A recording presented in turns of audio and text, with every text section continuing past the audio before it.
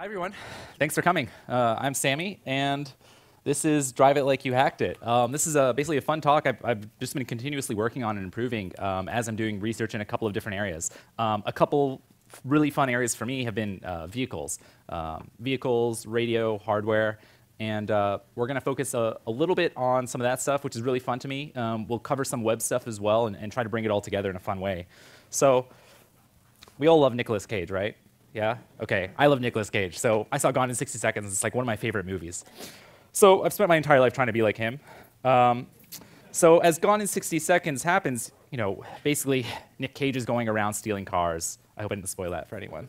But to do that, the first thing you need to do is you need to get into a garage, which has like some really cool cars. So in the last year, I've been looking at how can I break into garages? Like, how do garages work? And garages are pretty cool. We all have we've all seen the clicker, right? Little garage clicker. All right, I have one here. So I started learning about how these things worked. And my goal was to break into my own garage. I'm in a condo unit, so there's a bunch of different cars down there. And I wanted to see how this thing works. So I started learning a little bit about radio frequency and how radios and communicating with devices like garage door openers works.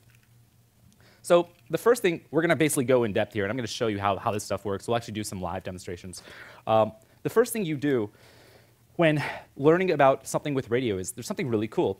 Any device in the US that actually transmits radio frequency has to have an FCC ID. So if you actually pull out your phone, all of our phones actually will have an FCC ID on the back here. So like on my iPhone, I see an FCC ID. So same thing with this garage door opener, which opens my garage. So what we can do is we can actually take one of these things and open up our garage. And if we look at the FCC ID, the cool thing about the FCC is what they do is they regulate transmission in the US. So if you want to transmit on a radio frequency, the FCC has to allow that device or manufacturer to do it. And what we can do is all of the information about that ID is actually public information. So you can actually go to the FCC's website, which is really, really hard to use, and search for one of these IDs. Fortunately, someone named Dominic Spill has created a website called fcc.io, which I use all the time.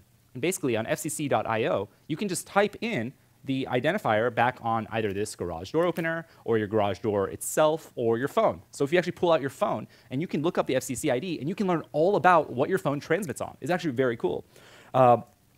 And inside of there, we'll see a few things. So the first thing we see is often you'll see pictures of the actual device, both the outside on the left here and the inside. So you'll actually see inside of that circuit. This is really cool if you're trying to look up information on, say, a device that you don't necessarily have access to, or a device that might be out of your price range, or a device that's not released yet, right? Something that's coming out. You can actually go here and you can learn a ton of information. You could probably produce, you can probably discover vulnerabilities or issues with the device before it even comes out. It's pretty incredible. So here's an example of actually my garage door opener. I looked it up, and the first thing we see here is we see kind of like where it came from. It came from China, obviously. And you also see the range here, the frequency range. So this is the frequency that it communicates on. And on this one, it says the lower frequency is 390 megahertz, and the upper is 390 megahertz. So that means this communicates on one frequency, 390 megahertz, which is pretty cool. So what else we see on the FCC? We see stuff like they have a cover letter. Always a nice little formal letter they write. External photos like we saw, internal photos, a couple different things. One of the more interesting areas is the test report. So what the FCC does is they hire someone to come out and actually test your device. Because the thing with frequencies is we're essentially sharing the spectrum. Like you don't want a device to just constantly transmit out and prevent other devices from working. For example, if I just held this garage door thing, if this were just transmitting all the time, it may prevent other garage door openers from working. And you wouldn't want to interfere with, say, someone across the street. So they do all these tests to ensure that it transmits on the frequencies it's allowed to, not more powerful than it should, so on and so forth. So if we pull this up, we can see like the internal report. We can actually often see a spectrograph of actually recording of that, of the radio signal transmitted by the device. And there are some different devices I use to actually listen to this kind of stuff. One of the devices is really cool. It's HackRF. It's capable of receiving and transmitting from 1 megahertz all the way up to 6 gigahertz. It's a really wide range, totally open source, open hardware, a couple $100. It can also transmit, which is really interesting. People have done some really crazy stuff with this thing. For example, spoofing GPS. I mean, people have literally spoofed GPS using this device or similar devices and have made ships go off course. ships literally going off course because what are they depending on? They're depending on GPS. How does GPS works? It's from radio signals getting sent from satellites down to the Earth, and we're using that to like figure out where we are. And someone comes along and transmits a signal, and you think you're somewhere else, or you think you're just going somewhere else. I mean, the amount of dependency that we have on these radio signals is massive, and it's growing every single day. So this is another reason that this is like such an interesting thing, and I'm so interested in this right now. And now HackerF, you may say, okay, well, I don't know anything about radio, and I know very little about radio personally. But you can do some pretty simple things. For example, if you're dealing with something that uses a fixed transmission, something where it's like a password. So if you open your garage door opener, a lot of our garage door openers basically have a bunch of dip switches, which is essentially a password, and that opens your garage. Now, if you don't know someone's, like, if I were trying to exploit someone's garage and trying to break in, what I might do is I might record that signal and replay it, and HackerF can do that. Now, not all devices are capable of recording and replaying. Often you need to know a lot more information about the signal, which we'll learn in a bit. But with literally 2 commands, you can record and then replay, kind of like recording, taking a microphone and a speaker and reproducing some signal. Now, this will work in some scenarios, not in all scenarios. For example, cars will use something called rolling codes. We'll go over that later, where the password's changing, kind of like Google Authenticator or 2FA. Right, you might get a 2FA is essentially a rolling code where every time you get a new identifier or a new password to log into something. Another device I use is RTL SDR. This thing's awesome. I have it right here. It's basically another antenna. It's a SDR means software-defined radio. RTL, it's from Realtek. And software-defined radio is, well, HackerF is also a software-defined radio. It allows you to use software and inexpensive hardware to analyze the radio spectrum and also often transmit. RTL SDR is great because it's like $20 on Amazon. So you can go right now for 20 bucks, get into it, start learning, and you can do so much. You can see planes going overhead. There's actually someone in LA who has been recording planes. So it's public transmission. Whenever a plane is flying, it's sending radio signal of where it is, of its GPS coordinates and information about it, its unique name. And he started mapping it out just as a hobby. And he found that there's these planes that are just circling over LA. They're just going in circles, right? They lift off, they fly around, and then they circle. Why are there planes circling over LA? And he started looking, what's that? Correct, FBI planes. He's the guy who discovered that these are FBI planes going around, probably using something like Stingray to listen to our phone calls and text messages. So always say, hi, FBI, when you pick up the phone. So RTL SDR is another really cool example. He did that with RTL SDR. It's a $20 device. You can use free software, open source software on your computer, no matter, in any major operating system. GNU Radio, this is a fun, although complicated piece of software that it's probably not complicated. It's just really hard for me to learn. So I'm still trying to figure out how to use this thing, but it allows you to take radio signals, or actually any signal. Technically, you can just pipe audio into it, and you can manipulate it. You can run different filters on it and extract information or transmit information. So this is another really useful tool.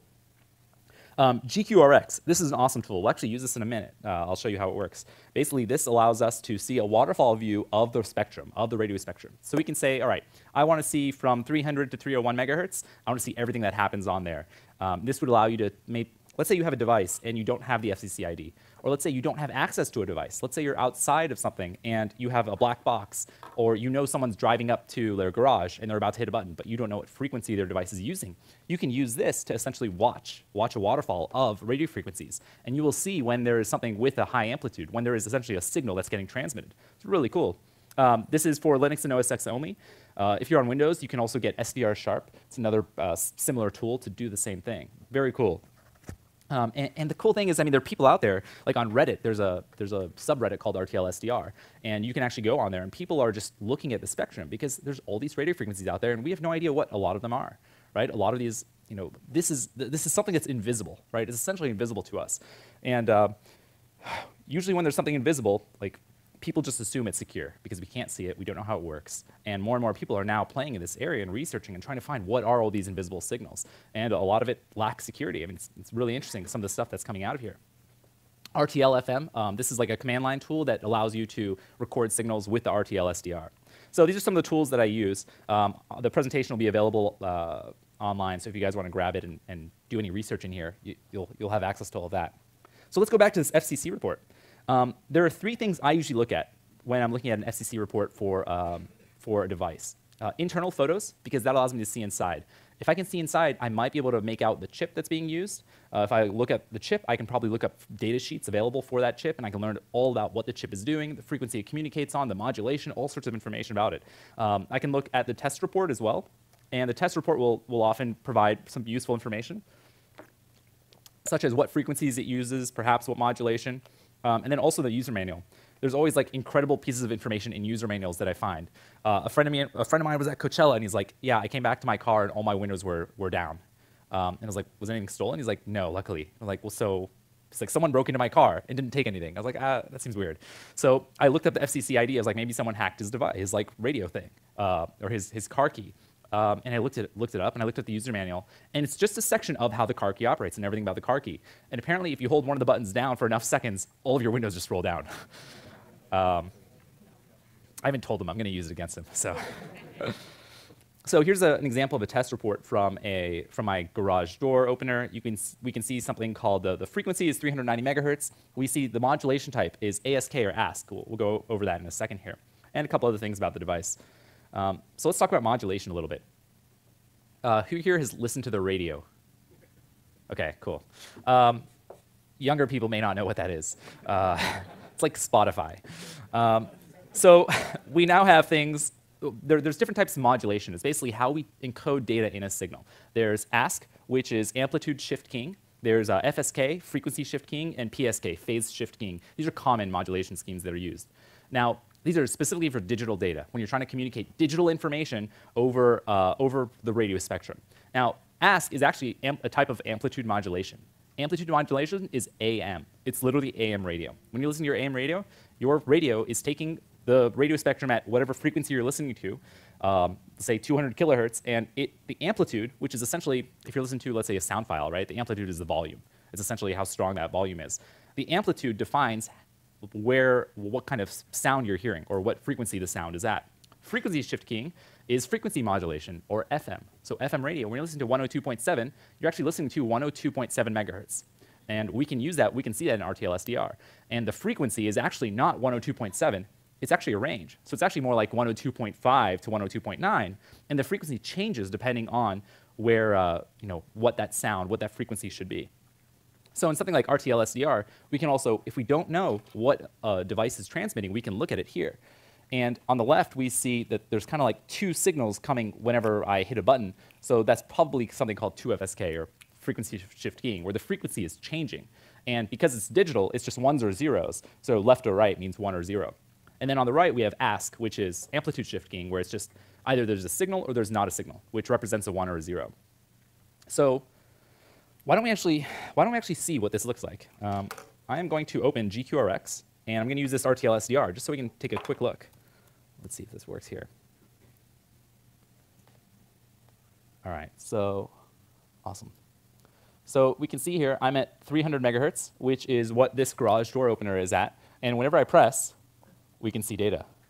So that's pretty cool. Like if I didn't know what frequency it was at, we could like go searching through.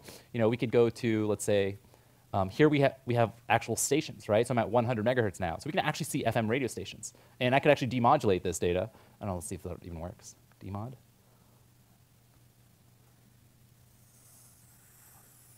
So we'd have to tune. Oh, yeah. So we can actually tune to different stations here. That's my jam right there. All right, cool. Cool, so we actually know that this is at 300 megahertz now. This is really cool. We can demodulate this data right in here. So now that we know it's at, again, we'll look at it once more here. 300 megahertz. And because it looks like it's just one signal turning on and off, that tells me it's probably amplitude shift keying, or AM, amplitude modulation. So we can then use RTL FM. So let me quit that. Let's see here.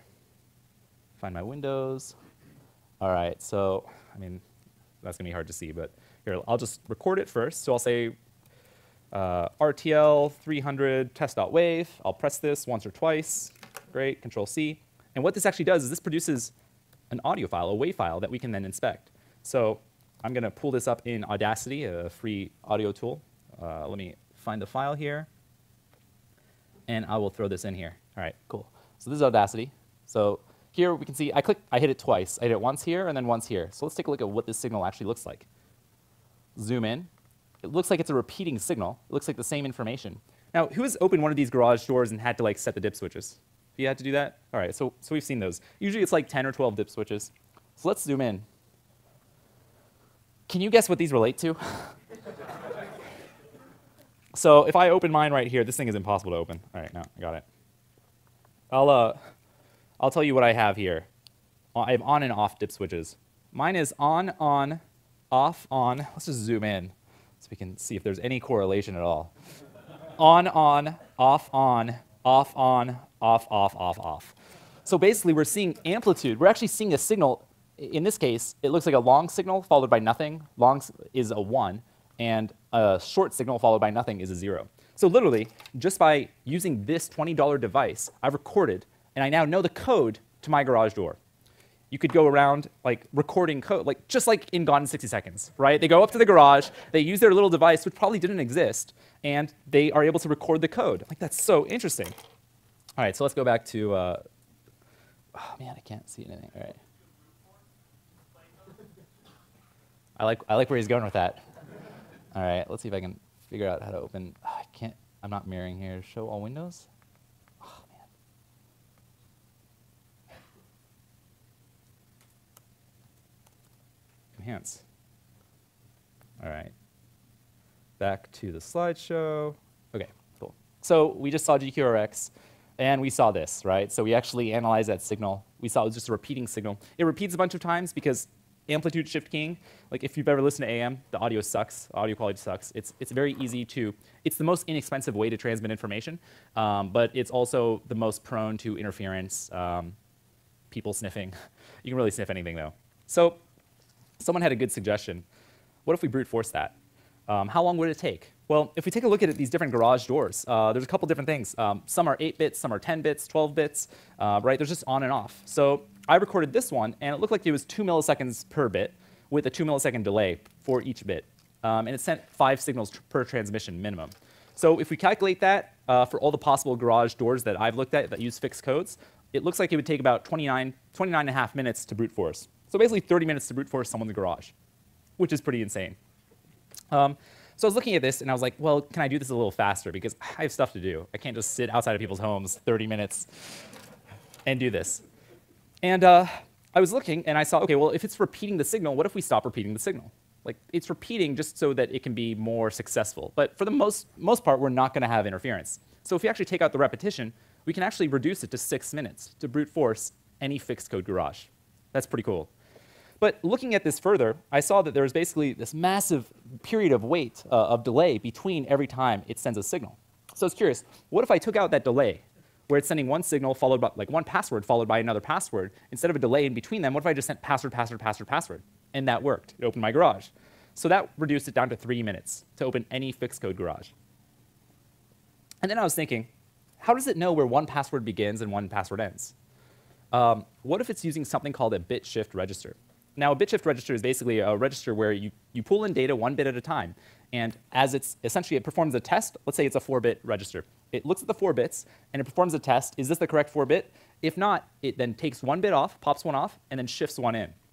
Well, if that's the case, you wouldn't actually need to test all possible codes. You could actually just pop, for example, if I used, let's say I'm looking at, this is a 2-bit code. Let's say we're just looking at a 2-bit code right here. 0001, 1110. Those are the 4 options. That's a total of 8 bits. However, if we create something called the De Bruijn sequence, De Bruijn is a mathematician who discovered this algorithm to efficiently produce all possible codes that overlap. So if we overlap these, we can say 00110. Now, if we put that in a bit shift register, we get 00 as the first 2 bits. And if we move over just 1 bit, then we get 01. Move over 1 bit, we get 11, and then the last 10. So we've actually gotten all 8 bits out of a 5-bit sequence. Now, if we do that with every 8 to 12-bit code, we actually reduce this down to 8 seconds to brute force any fixed code garage between 8 and 12 bits long. 8 seconds, yeah? Just as a hunch, might this also be a similar premise on how things like TV Be Gone work? TV Be Gone, all of the infrared codes that are basically public information for all the televisions. TV Be Gone, you could do that, but TV Be Gone specifically turns off TVs. So if you're brute forcing, what you'd actually end up doing is like changing the volume, changing the import source, doing all this other stuff. TV Be Gone specifically has programmed all of the IR codes for most of the different televisions, but you could definitely do something similar because you will hit the off code at some point, right? So at this point, we have 8 seconds. Now, this is just how to transmit. RTL-SDR does not actually transmit. This is just an assumption of how we can mess with this garage. So now we need a device to actually transmit. One device I'm a fan of is this Yardstick 1, also by Michael Osman. This has a nice radio chip for both receiving and transmitting. It's not software-defined radio. Software-defined radio allows you to take a signal you know nothing about and then perform all the modulation, demodulation, and accessing and reading it in software. This is all hardware. There's pros and cons. The major con of something like this is that if you don't know what the signal is, if you don't know if it's frequency modulated or amplitude modulated or the frequency, this is not going to be too helpful because you have to tell this hardware, I know it's FSK, I know it's on this frequency, I know it's this data rate, and show me the data, or transmit the data. But if you know what you're looking for, or you know what you want to transmit, you can use this device. And there's a Python interface that you can use by something called RFCat. And there's another device that I like to use from one of the most amazing technological companies of our time, Mattel. So Mattel creates all sorts of awesome toys for children. And one of their devices, one of their toys, is called the Mattel IME. This is a texting device for tweens to basically communicate with each other without being on the internet where creepy people hang out. So with IME, you can actually text someone, and it wirelessly transmits to a little dongle on a USB stick, and then it goes over the internet to your friend who also has one of those USB dongles, and then wirelessly transmits to this little device, to the IME. The service is no longer active. They don't sell these anymore, so you can get them off eBay for like $10, $20. And a couple of people have found that inside of this device is a really cool chipset from Texas Instruments, and it's a sub-gigahertz transceiver. That means it can receive and transmit on virtually any frequency under 1 gigahertz, which is actually amazing. If you were trying to build a device like this yourself, it might cost hundreds of dollars. Thanks to Mattel and massive production, you can get it for like $10 on eBay. So Travis Goodspeed and some other people found out that you can connect to the back of this thing and reprogram it and do whatever you want with that transceiver. So this is the device I chose to use for transmitting across all of the different garage frequencies, performing this attack. And this is I call this the open sesame attack. Let's see if it, no. Oh no. How do we get this to, there should be a video here. Oh, I'm sorry. So that's an example of the open sesame just running on my friend's garage. It takes a max amount of 8 seconds, which on average is 4 seconds. So awesome. One step down. So I've released almost everything to do this. Obviously, I don't want people breaking into people's garages, so I bricked the code so that it would not work. However, I released most of it so that people could understand how this type of attack works and also how to prevent it. Unfortunately, since I did that, the prices have raised of the IME. So if you do want one, reach out to me. I'd be happy to send you one if you're going to do some research in this area, because I bought them before they became kind of ridiculously priced. So some lessons here. Don't use a ridiculously small key space. Just because it's invisible, right? Just because it's over radio and people aren't looking doesn't mean people aren't going to look, right? At some point, people will look. They will understand the technology. Your proprietary method is not going to help you. So there's plenty of information on this. Require a preamble or sync word, which is basically something that says the password's about to start. That would prevent the De Bruyne attack, where you can actually have all of these passwords sort of rolling over each other. And then rolling codes. That's another thing we'll talk about. Rolling codes will prevent this type of attack. So now we're inside of the garage, and there's some cool stuff we can do here. One thing that's happening is all of our cars are becoming connected. It's so great. So a lot of new cars now have all sorts of different radios inside. Besides the AM, FM, Sirius, XM radios, they have some other things. They often have GSM. They'll have GPS receivers. And they'll communicate with the internet. Who has OnStar? OnStar? Yeah. So, OK, a lot of you have OnStar and aren't raising your hand. That's OK. So actually, any GM vehicle, GMC, Buick, Cadillac, actually has OnStar built in now. Whether you activate it or not, it's irrelevant. You actually have these features. And those features are connected to the computer of the car, the ECU and the various other. Our cars are no longer cars. They're no longer mechanical vehicles, right? They're now essentially a computer with wheels. So the computer controls so much. I mean, we have so many awesome features coming out in our vehicles, like assisted park and all of these things. If there's something called assisted park, that means the vehicle's computer has control of the wheel, where before it used to be simply mechanical. Now it's a computer that's actually able to turn your wheel. So OnStar has a very cool feature. They have an iOS and Android app. So a friend of mine had, actually with the same car, he had OnStar, and I was playing with this stuff, and he said, you can play with my vehicle if you want. So I was playing with the app. I downloaded OnStar. It does some cool stuff. Lets you see where your car is. Lets you do a couple things. There's a key fob access. You can lock, you can unlock, remote start, hit the horns and lights. I tried that a few times while he was driving, but fortunately, they don't allow you to activate the horn and lights while you're driving, which is smart. So I thought, OK, I'll check out this communication. I assume it's encrypted with SSL, so I'll install my own CA, my own certificate of authority on my phone. And I'll sniff the traffic. Lo and behold, it was encrypted. I installed the CA, and I usually have my own certificate of authority installed on my mobile device. And I started sniffing. And because I was using my own CA, I could actually perform SSL man-in-the-middle attack. Again, this is only on my own device. I can't do this on someone else's because they don't have my certificate of authority installed. My certificate of authority tells my phone that, oh, Sammy's House of Cards CA is a legitimate authority. You can use his key instead of the legitimate GM or OnStar SSL key. So once I decrypted the traffic, I saw nice HTTPS requests in plain text. I saw some base 64, pulled out the base 64, and of course the password and username are right there. Like, OK. So make sure to not use the OnStar app on a network that you don't trust. But as long as you don't have someone's CA, they shouldn't be able to decrypt that traffic. And then I realized I had just reset my iPhone. I forgot something happened and I reset it. So I actually didn't have my certificate of authority installed, which means the app allowed an invalid certificate of authority to decrypt traffic, even though it had no recognition, it had no idea who Sammy's House of Cards was. So the GM app was not looking at an SSL CA. It was blindly, it will accept any SSL key. That means as long as you have someone on your Wi-Fi network, which is very easy to do, and they open that app, you can decrypt all of their traffic for that app. I thought, wow, this is absolutely insane. So I was like, how can I exploit this? And I created a device with a Raspberry Pi computer, a Phono GSM board, Mallory, which is an open source SSL man-in-the-middle attack software, some DNS spoofing so that the user wouldn't actually detect anything. So I only took over api.gm.com, so anyone using OnStar. But all of their other traffic would still continue to go through the correct servers and correct SSL certificates. And a couple other things like an alpha wireless card. And then I thought, OK, how do I attack my friend? How do I get him to jump onto my network? Now, fortunately, you can do things like you can use your own, or you can use common Wi-Fi network names like ATT Wi-Fi or Starbucks, things that you know that they might be on. But there's actually something pretty cool here. Another thing that our phones do is they send out probe requests. So if your phone doesn't see your network, it will actually send out probe requests saying, hey, I'm looking for a network, in this case named Tadong. Is there a network named Tadong out here? And you can say yes. It actually tells you the network name it's looking for. And with that information, you can generate a network on the fly, which it will then join, assuming that it's the correct network. It's actually our phones, our devices, our computers, our laptops, none of them actually look at the MAC address. They're only looking at the network name. Now, this is only for open networks. If your phone has only connected to encrypted networks, fortunately, this attack will not work. But I'm assuming almost everyone has at least connected to one open, unencrypted network before. ATT Wi-Fi on almost all iPhones, absolutely.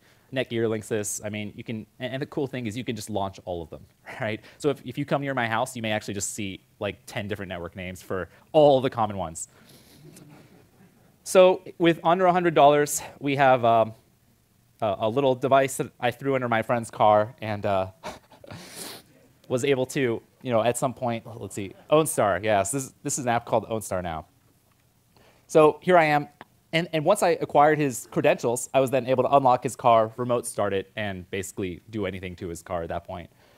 And then I tested BMW, which also did not check SSL certificates. And then I checked in Mercedes-Benz, which did not check SSL certificates. And then I tested Chrysler Jeep, which did not test SSL certificates. This is a massive issue in virtually every, I'd say this was like 5 out of 10 of the car apps that have the ability to unlock a vehicle, right? I only cared about the apps that actually did something, important. 5 of 10 did not perform SSL CA validation. So the lessons here, if you're going to do this, either validate certificates from a CA which actually I wouldn't necessarily suggest anymore. The nice thing about CA is you can like turn off your keys if they ever get stolen. However, there are a lot of certificate authorities out there. For example, like, I don't know, you wouldn't want the Hong Kong Post to be releasing CAs or releasing keys for you, but they have that full capability. They can say they own gmail.com if they want. And we've seen CAs get hacked before, or accidental keys for gmail.com get released before. So better yet, use certificate pinning. This way, the app that you release has a key in it. You have that key. Those are the only people who know about this key. No one else can avoid that. Also, hash the passwords. Like, don't just base 64 everything, right? Hash your passwords. Use Assault. Make it difficult, even if someone does obtain this information. Who knows how someone will break into your device sometime in the future? There will be new attacks. They will extract information in different ways. And always assume you're on a hostile network. Just always assume that. So now we've broken into some cars. We'll go through this. Now, there's another interesting thing that I've seen a lot of these vehicles use. And a lot of the key fobs, they all use something called rolling codes. So rolling code is like we talked about before with the CA. The code actually changes every time, kind of like 2FA. You get a different SMS message, or your Google Authenticator sends you a different number every time. And that's great. That's actually a really good way to prevent an attack like the garage door attack, right? Open Sesame, where we have a fixed code. Also, rolling codes are much, much longer. They're not like silly 12-bit codes that you can break in a couple of seconds. So that's a nice thing. I'll quickly run through some hardware attacks that, if you're ever looking at hardware that you don't know, some of the devices I was looking at, I was actually finding that they would actually mark the chip off. They would actually scratch off the name, so I couldn't look up the datasheet and see what it was using. So in that case, what I use is I use a couple of things. I use a logic analyzer. Logic analyzer just looks at information, looks at digital information going on a wire. So you can connect pins to each of these pins. I use these SMD micro probes so I can connect to like really small pins off of chips. I also use a multimeter. You can measure voltage with a multimeter off different pins on a chip. And when I'm looking at a chip that I don't know anything about, I'll start mapping it out. I can use the multimeter to find the ground and to find power. So I can mark all the ground and power pins. Also, I can use the logic analyzer, and I can look for certain things that look like a clock signal. A clock signal will just look like a square wave or pulse width modulation. Once I do that, if I know what frequency it's communicating on, which I should be able to learn with something like an RTL SDR or HackRF, I can then download all the data sheets I can find for something that does that. Let's say it's communicating on 2.4 gigahertz. I will download all the data sheets of transceivers on 2.4 gigahertz, and then I'll take all of their pinout pages, and I'll look at them, and I'll compare, do any look similar to what I have? Do any have the same number of pins? Do any have the grounds in the same places, the voltage in the same places, the clock in the same place? And if so, I've now discovered what chip that device is being used, despite them trying to scratch it off. Using the logic analyzer and datasheet, I can see how that chip is communicating with the device, what commands it's sending. Then I'll learn all sorts of other information, like if there's encryption. I might learn a key. I might learn what it's using. I can extract all the serial communication, how it communicates with that device, and I can then build an interception device, which is pretty fun. So at this point, let's take a look at my car. My car uses something called rolling codes. Now, if you look at this, there's a ton more data in this code. So this would actually take years and years and years to brute force. And it's only good once. So as soon as you use this code, it will never work again. So when I hit the clicker on my car to unlock, that code is used, and my car knows that this code is no longer valid, which is great. So let's understand how rolling codes work. There's basically a random number generator in your car and in your key. And they're synced. There's actually like a rolling window. So when you press the unlock button, your car expects that unique identifier, that unique code. But now that the car has heard it, it says, I will never accept that again. So if someone was sitting out, if Nicolas Cage was outside of your home, and he like sniffs this identifier, and he tries to use it later on to replay, it's not going to work. Because the car says, oh, I've seen that code before, I will not accept it. I will only accept the next code. And there's a rolling window. So in case the key is in your pocket and you hit it a bunch of times out of range of the car, then you go back to the car will say, oh, you're actually out of range, but it's okay, you're in the future, right? You're not using a passcode. You're just a little bit in the future. You probably hit the button accidentally a few times. That's OK. Now, that's only a small window, so it's hard to use that to attack. So I was trying to find ways of replaying rolling codes, of attacking that. The major way I could think of was the only way is to capture a signal while you're out of range of the car. So if you break into someone's house, take their car, hit the button, record it, and then go back later and then replay it. Now, most cars these days also use this for starting the vehicle as well. So these attacks are actually not only for unlocking vehicles, but also starting. Now, this is a really lame attack. I think if you're in their house and you have access to their key, you should just take it. So how can we get around this? What if we jam the code? Now, again, these keys are inexpensive, so I mean, they'll charge you like $300 to buy one, but they're actually really cheap. So it's actually very easy to interfere with this communication. So when someone hits their button, if you're actually transmitting as well, in fact, if you even have a similar key and you hold down the unlock or lock button of your key while someone tries to unlock their car, they won't be able to unlock their car. You can actually do this for kind of a wide range. It's kind of funny to watch. But you can basically easily interfere with this communication. So worst case scenario, they might have to like pull out their key. Now, who has hit their button of their key and it didn't work once? That happens, right? And you just hit it again and it typically works, right? There was some interference or you didn't hold it long enough. So what if I jam just slightly off the frequency, and I also listen? I also use a similar device to listen. I can actually be very specific and listen to just that signal and listen to their code and ignore my jamming. Because I know where I'm jamming, I can ignore that piece of the signal. The problem is, once I've recorded that signal that the car has not heard, I can use that signal now. I can use it to unlock. However, they're going to keep hitting it until it works. And when it works, when the car does hear their unlock code, all previous codes get disabled. So the code that I've acquired is now no longer useful. However, as we're human, we all follow a simple pattern. If I jam and I listen and I get one code, and I keep jamming, so you go up to your car, you hit unlock, it doesn't work. You hit unlock again, it doesn't work, 2 times in a row. But I've listened to both codes, and I've extracted those 2 passwords. I now take those 2, and I only replay the first one. So now the car does unlock on the second time, but I'm using the first code. So later on, when you go home and you lock your car, I still have an unused future code that I can unlock your vehicle. Because there's actually no timing, right? It's all about just the order of the sequence of these codes. So you can essentially trick the user by playing the first one on their second time. And of course, you can automate this. So this is an attack I call roll jam. I've demonstrated with about $30 in hardware. And there's so many other attacks in this area. I mean, I think it's such an exciting area because you have cars coming out this year in 2016 that will actually communicate with other vehicles on the road. It's called V2V. So there's so much other radio communication that's going to be happening. Cars are able to use ultrasound to see if there's something in front of them. But what if you send your own ultrasound, right? I mean, you can generate ultrasound. It's just sound at a higher frequency. What if you send that to a vehicle? You can make it believe that someone is in front of you. You can send communication to cars saying that, oh, it's really rainy, so slow down. You can just make everyone slow down around you. I mean, you can do all sorts of stuff. It's crazy, and it's scary, and it's exciting. There's so many other interesting attacks. I was also looking at my car, and I found that if they're locking the vehicle, if they're hitting lock, lock, lock, and I record that data or interfere with that data, well, I can't use a lock to, that's no good. I can't, what fun is locking their car? However, I found in the signal, as I was looking at the data sheet, I found that the rolling code is one part, and then the command is the second part. So I could change the command from lock to unlock and use the same code. As long as I jammed and interfered their lock command, then I can use that lock command to unlock. So even though they hit lock, later on I come over, I send an unlock just by changing that bit, because it's just a command not tied to the code in any way. Here's the device itself. I tested on a lot of cars. It unlocked a lot of cars, and it was beautiful. Lessons, I mean, encrypt, hash those buttons together. So if you're sending a lock command, for example, and of course this works anywhere. This will work on HTTP. Like, you should use these same methods. Encrypt or hash that communication together, right? Hash the key with the command. Use HMAX, time-based algorithms. There's actually something called, we've had Secure ID for 20 years now, right? Those RSA tokens, which are essentially 2FA. We've had those for 20 years. And every 2015 car I've attacked has had this issue. We can implement this stuff. This stuff exists. We know about these problems, and we know how to solve them.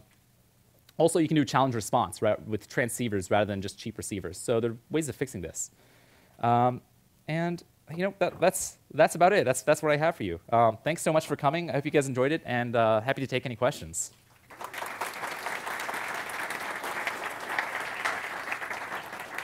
Thanks. Yeah. Yes. Did you report any of those apps that accepted whatever? I reported all of them. Yeah, communicated with it. What did they do? Fortunately, they all came out with new apps. Well, the first one, GM, did not reach out. I mean, it was impossible to contact them. They had no they had no way for researchers to reach them. So I called them. I went to the support. I escalated. I emailed. I went through their website. I mean, literally never heard back. And then I released a demonstration. I didn't release the code or anything. And then I got called, within 24 hours. And then Benz, BMW, et cetera, they all did fix. I mean, everyone fixed it within a few days, which is great because it was just an app update. Yes. For any of the reports that you did file with companies that did have some None of them had bounty programs. And none of them had security presences that I could actually communicate with. It was literally, I mean, literally all of these companies, I had to just, they had no security response, right? This is new areas, at least for the vehicles. Now GM does. Now GM does have a security program. Chrysler also now? I'm sure they do. Yes?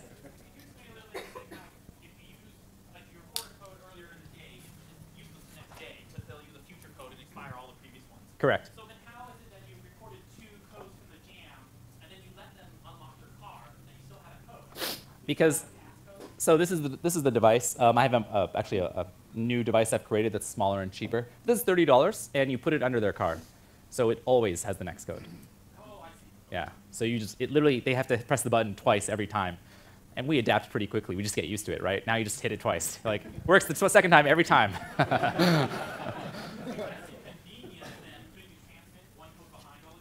What's that? Absolutely, that's a great idea. Yeah, actually, you could do that. So you only need to inconvenience them once. That's a good point. I didn't think of that. So successful field tests with that? Correct. Yes, many field tests. You'll actually see the lot is like half empty now. Thanks for coming.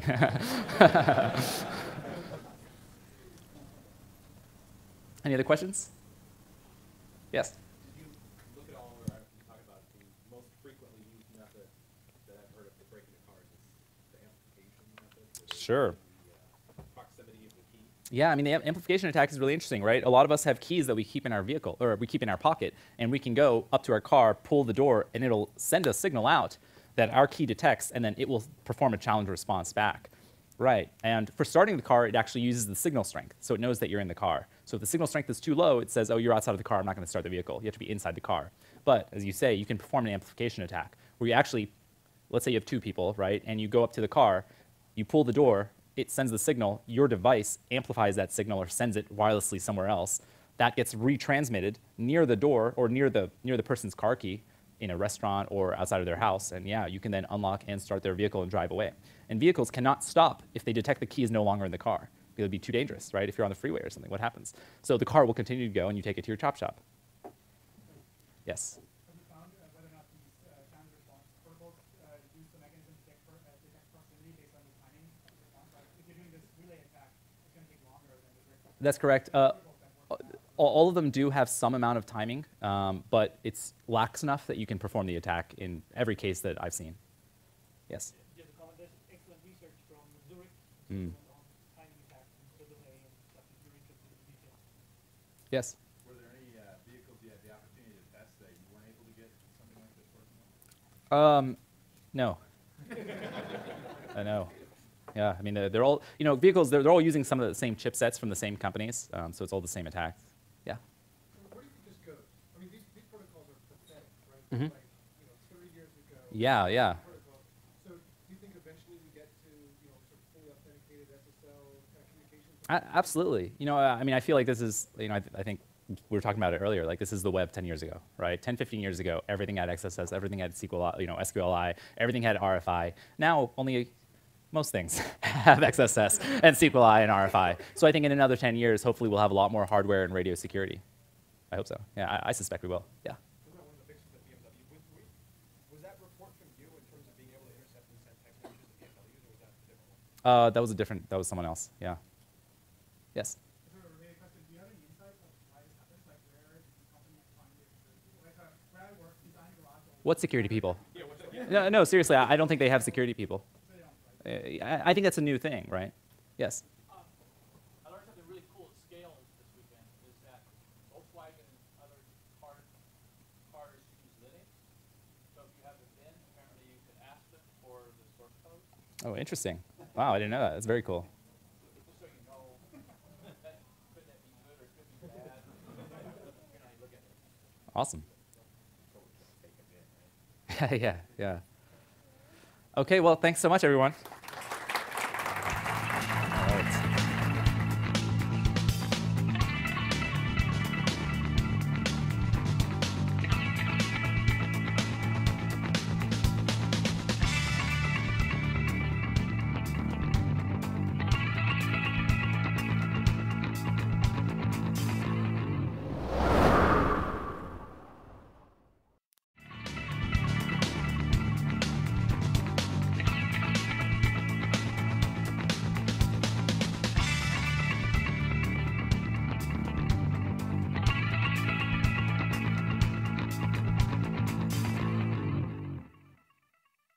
Hi, everyone. Thanks for coming. I'm Sammy, and this is Drive It Like You Hacked It.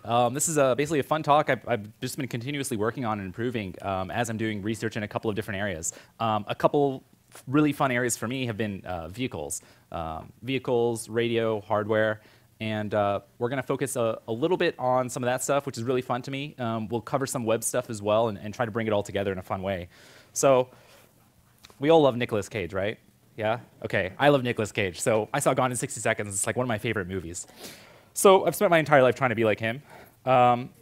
So as Gone in 60 Seconds happens, you know, basically Nick Cage is going around stealing cars. I hope I didn't spoil that for anyone. But to do that, the first thing you need to do is you need to get into a garage, which has like some really cool cars. So in the last year, I've been looking at how can I break into garages? Like, how do garages work? And garages are pretty cool. We all have we've all seen the clicker, right? Little garage clicker. All right, I have one here. So I started learning about how these things worked. And my goal was to break into my own garage. I'm in a condo unit, so there's a bunch of different cars down there. And I wanted to see how this thing works. So I started learning a little bit about radio frequency and how radios and communicating with devices like garage door openers works. So the first thing, we're going to basically go in depth here, and I'm going to show you how this stuff works. We'll actually do some live demonstrations. The first thing you do when learning about something with radio is there's something really cool. Any device in the US that actually transmits radio frequency has to have an FCC ID. So if you actually pull out your phone, all of our phones actually will have an FCC ID on the back here. So like on my iPhone, I see an FCC ID. So same thing with this garage door opener, which opens my garage. So what we can do is we can actually take one of these things and open up our garage. And if we look at the FCC ID, the cool thing about the FCC is what they do is they regulate transmission in the US. So if you want to transmit on a radio frequency, the FCC has to allow that device or manufacturer to do it. And what we can do is all of the information about that ID is actually public information. So you can actually go to the FCC's website, which is really, really hard to use, and search for one of these IDs. Fortunately, someone named Dominic Spill has created a website called fcc.io, which I use all the time. And basically, on fcc.io, you can just type in the identifier back on either this garage door opener or your garage door itself or your phone. So if you actually pull out your phone and you can look up the FCC ID and you can learn all about what your phone transmits on. It's actually very cool. And inside of there, we'll see a few things. So the first thing we see is often you'll see pictures of the actual device, both the outside on the left here and the inside. So you'll actually see inside of that circuit. This is really cool if you're trying to look up information on, say, a device that you don't necessarily have access to, or a device that might be out of your price range, or a device that's not released yet, right? Something that's coming out. You can actually go here and you can learn a ton of information. You could probably produce, you can probably discover vulnerabilities or issues with the device before it even comes out. It's pretty incredible. So here's an example of actually my garage door opener. I looked it up, and the first thing we see here is we see kind of like where it came from. It came from China, obviously. And you also see the range here, the frequency range. So this is the frequency that it communicates on. And on this one, it says the lower frequency is 390 megahertz, and the upper is 390 megahertz. So that means this communicates on one frequency, 390 megahertz, which is pretty cool. So what else do we see on the FCC? We see stuff like they have a cover letter. Always a nice little formal letter they write. External photos like we saw, internal photos, a couple different things. One of the more interesting areas is the test report. So what the FCC does is they hire someone to come out and actually test your device. Because the thing with frequencies is we're essentially sharing the spectrum. Like, you don't want a device to just constantly transmit out and prevent other devices from working. For example, if I just held this garage door thing, if this were just transmitting all the time, it may prevent other garage door openers from working. And you wouldn't want to interfere with, say, someone across the street. So they do all these tests to ensure that it transmits on the frequencies it's allowed to, not more powerful than it should, so on and so forth. So if we pull this up, we can see like the internal report. We can actually often see a spectrograph of actually recording of that, of the radio signal transmitted by the device.